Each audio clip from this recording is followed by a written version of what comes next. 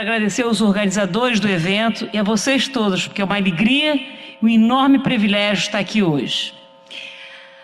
A globalização no século XXI trouxe incomensuráveis avanços tecnológicos e econômicos. Porém, segundo as Nações Unidas, dos mais de 6 bilhões de habitantes desse planeta, 6 bilhões, 1 bilhão passa fome. Cerca de 1 bilhão não tem acesso à moradia adequada. 2 bilhões e 400 milhões de pessoas não têm acesso a saneamento básico.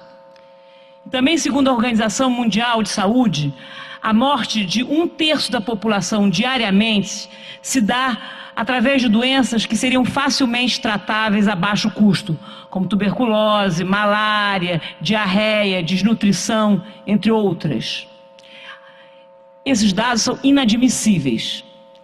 Assim como é aterradora a aparente tranquilidade com que nós todos convivemos com a enorme desigualdade social e a pobreza na nossa cidade, em outros países e no mundo.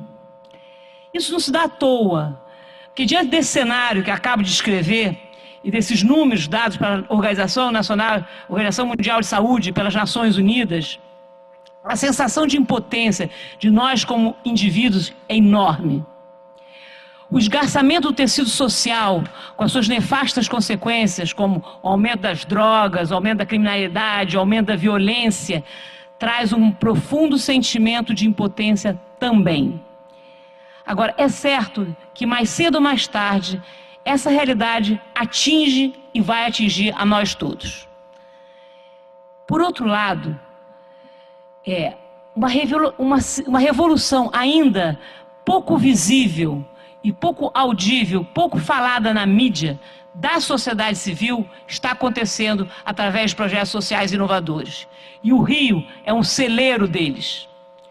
A história que eu vou contar hoje é sobre um desses projetos sociais. E essa história mostra quando um grupo muito comprometido de pessoas se reúne diante de uma causa muito justa, a sincronicidade acontece para benefício de milhares. Essa história prova também que quando a força da solidariedade, constante e organizada, ela acaba atraindo pessoas dos mais diferentes backgrounds, dos mais diferentes conhecimentos e experiências que você pode imaginar. Eu sou médica e, como a doutora Rosa Célia, eu tive a honra de trabalhar no Hospital da Lagoa durante 20 anos. E convivendo com a dor e o sofrimento de milhares de crianças doentes e famílias que vivem abaixo da linha da pobreza naquele hospital, eu tive a minha vida transformada. Eu me lembro até hoje, o dia que chegou a Pedrina, com um filho de 3 anos, com uma mão necrosada, que veio para o hospital para amputar a mão. E o meu papel como médica, entre outros, era ajudar a Pedrina, que aquela criança, para sobreviver, tinha que amputar a mão. E ajudar a criança de 3 anos a entender que ia passar por uma intervenção cirúrgica. Era um papel hercúleo. Para minha surpresa, a Pedrina diz assim: doutora Vera, eu já entendi. Eu sei que ele tem que amputar a mão para sobreviver. Mas a senhora tem um emprego para me arrumar? Eu vou sair daqui para a rua, para mendigar. Estarrecida, eu comecei a pensar e a redefinir o ato médico. Pouco tempo mais tarde, veio o filho de Priscila. O filho de Priscila tinha síndrome desabsortiva, não absorvia bem os alimentos e precisava de um leite caríssimo. E ela não tinha, obviamente, condições de comprar esse leite especial pós-alta hospitalar. E a mãe me disse: doutora Vera, cria meu filho. Eu não tenho condições de criá-lo. Ele vai morrer, a senhora vai levar para casa e cria. Bom, ouvindo centenas de casos, como o de Pedrina e de Priscila, eu cheguei à conclusão que o ato médico tinha seus limites. Comecei a pensar que se nós realmente queríamos tratar das crianças e dos adolescentes e suas famílias que vivem abaixo da linha da pobreza, nós tínhamos que tratar das condições de vida a que estavam submetidas essas crianças e essas famílias. Isto é a pobreza. É a pobreza a causa, como eu falei, de grande parte das mortes e das doenças, não só na nossa cidade, como no mundo. Às vezes eu tenho a sensação que a doença é só a ponta de um iceberg, é uma maneira da pobreza aparecer. Então o médico cuida da doença, o enfermeiro prescreve, a assistente social encaminha, mas quem cuida da real causa da maior parte das doenças no Brasil e no mundo? Bom, foi com essa ideia que nós começamos a entender que nós tínhamos que criar um atendimento mais abrangente, que desse conta de um ciclo vicioso, miséria, internação, reinternação e morte. Eu me lembro várias vezes na pediatria, eu olhava uma criança e dizia: Maria, mas é você de volta? Você sabe que o Hospital da Lagoa é um excelente hospital em termos médicos, né? É uma referência em hospitais públicos na nossa cidade.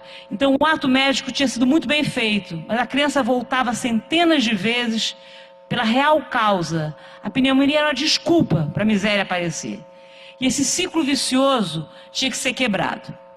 Foi então que nós começamos a conceber um tratamento que desse conta de tratar as condições biopsicossociais do paciente. Não para substituir o Estado, mas para dar significado ao ato médico, para complementar o que o Estado faz. Bom, nada mais real do que uma história verdadeira. E eu me lembro que um grupo de 10 voluntários, quando nós fundamos a Associação Saúde Criança em 1991, nos instalamos 10 pessoas, 10 voluntários, na estrebaria do Parque Lage, que é um parque na região central do Rio de Janeiro, perto do Hospital da Lagoa, e que, por muitas razões, era estratégico a nossa permanência lá. Não só porque era perto para as mães terem alta e virem até a estrebaria do Parque Lage, nossa sede provisória, como também congregava um número enorme de voluntários. Bom, mas eu era uma médica que queria acabar com a pobreza. De manhã atendia os pacientes no hospital e encaminhava para nós mesmos na estrebaria à tarde. E tínhamos um armário onde tinham os remédios e outro armário onde tinha alimentos. E só.